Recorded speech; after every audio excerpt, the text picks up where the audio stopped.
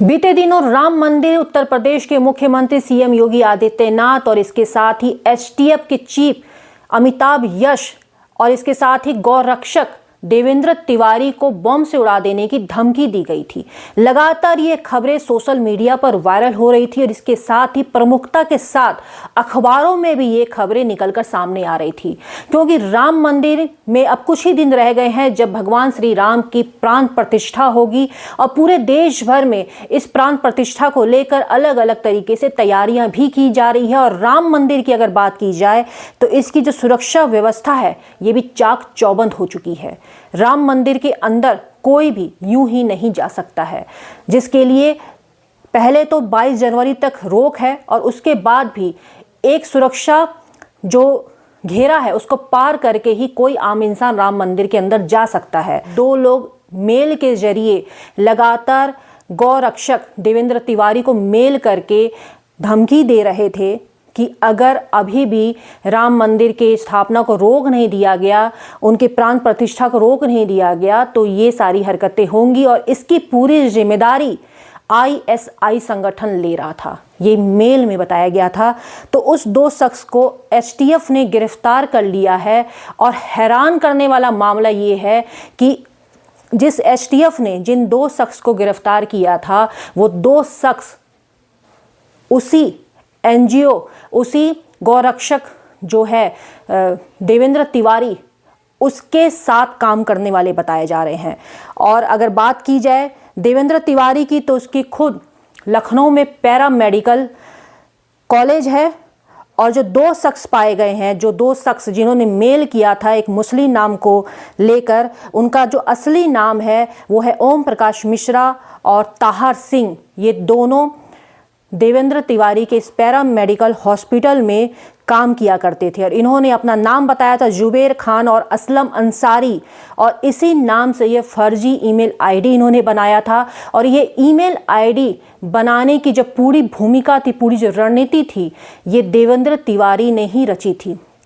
और देवेंद्र तिवारी ने ही इस ईमेल आईडी को बनाया और पासवर्ड और ईमेल आईडी इनके हिसाब से इन्होंने जो एसटीएफ को जानकारी दी है कि देवेंद्र तिवारी ने ही व्हाट्सएप में मेल और आईडी पासवर्ड दिया था और कहा था कि तुम्हें इस तरीके से मेल करना है और मेल में हमें धमकी देनी है। और बात यहीं पे नहीं रुकी, जितनी बार देवेंद्र तिवारी के पास इस तरीके से धमकाऊ मेल आते थे वो बकायदा अपने एक्स हैंडल पे जाकर इसको मेल को बताता था, शॉर्ट स्क्रीन खींच के दिखाता था और गुजारिश करता था उत्तर प्रदेश के मुख्यमंत्री योगी आदित्यनाथ से कि इसको गंभीरता से लें और इसमें उच्च अधिकारी के साथ जांच बैठाया जाए। और अब जांच ऐसी बैठी कि जब गिरफ्तारी हुई तो ये गिरफ्तारी होने के बाद ये दोनों शख्स देवेंद्र तिवारी के पैरा मेडिकल में काम करने वाले शख्स पाए गए, जिन्होंने नाम बदलकर 2 मुस्लिम नाम रखा था। अब सोचने वाली बात यह है कि ओम प्रकाश मिश्रा और ताहर सिंह की बजाय कोई मुस्लिम या दलित या किसी और जाति धर्म का व्यक्ति होता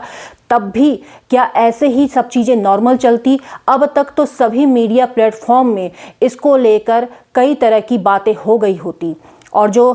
कथित तौर पे जो हिंदू संगठन चलाते हैं वो इस मामले को इतने आराम से नहीं लेते, इतनी शालीनता से नहीं लेते। अब तक तो पता नहीं कितने डिबेट इस प्रोग्राम इस एक लफ्ज़ में हो चुके होते, कोहराम मच गया होता। लेकिन क्योंकि ये दोनों हिंदू थे और एक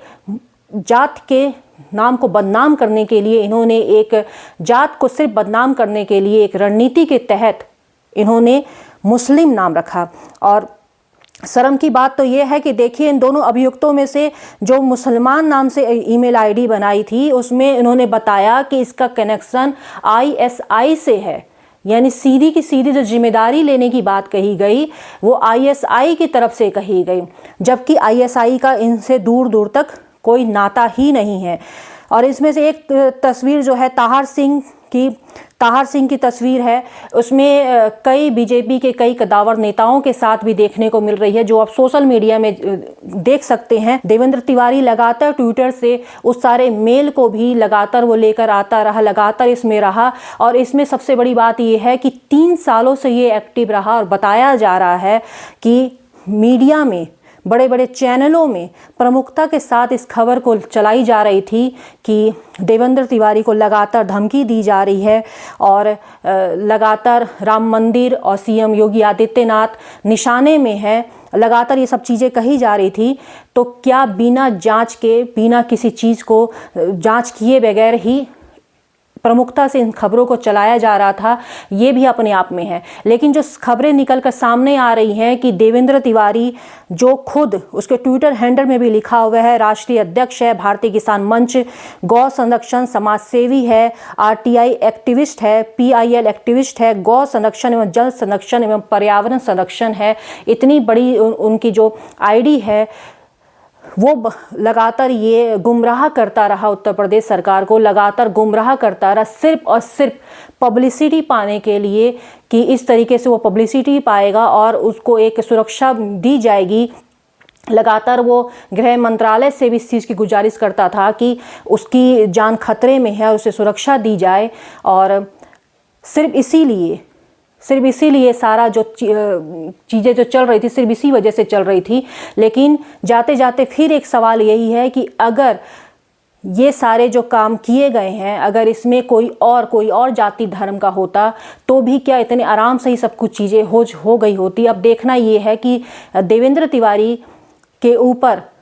उनके घर के ऊपर कब बुलडोजर चलता है, क्योंकि सरकार बुलडोजर चलाने के लिए ही मानी और कहीं सुनी जाती है। और यहाँ मुद्दा तो बहुत बड़ा है, जब राम मंदिर के नाम पर इतनी बड़ी घटनाएं हो सकती हैं। और उस चीज़ को भी नहीं भूलना चाहिए कि जब राम मंदिर का निर्माण हुआ था तो भूमि घोटाले को लेकर भी कितनी चीज़ें सामने आई थी कि भूमि घोटाले को भी लेकर कई सारे नाम आ रहे थे। अगर देखा जाए तो उस भूमि घोटाले को लेकर जो नाम सामने आया था चंपत राय का, क्या हुआ उन सारी चीज़ों का, क्या उसमें कहीं कुछ बात सामने आ पाई, किसको क्लीन चिट मिली, नहीं मिली, अभी तक वो बात वहीं की वहीं दब के रह गई है। और अब तो साधु संतों ने भी आगे आकर राम मंदिर के स्थापना के ठीक पहले वो लगातार ये चीज़ कह रहे हैं कि ये मौजूदा सरकार राम मंदिर निर्माण को लेकर एक बड़ा घोटाला करती आई है। तो अब देखने वाली बात ये है कि इतनी सारी बातें हुई हैं, तो अब जब ये देवेंद्र तिवारी राम मंदिर के नाम पर, सीएम योगी आदित्यनाथ के नाम पर, एसटीएफ चीफ के नाम पर जब इतनी बड़ी बात कह सकता है, तो इसे किस तरीके से क्या कुछ सजा दी जाएगी। एक्स्ट्रा न्यूज लाइव से दिलजीत कौर।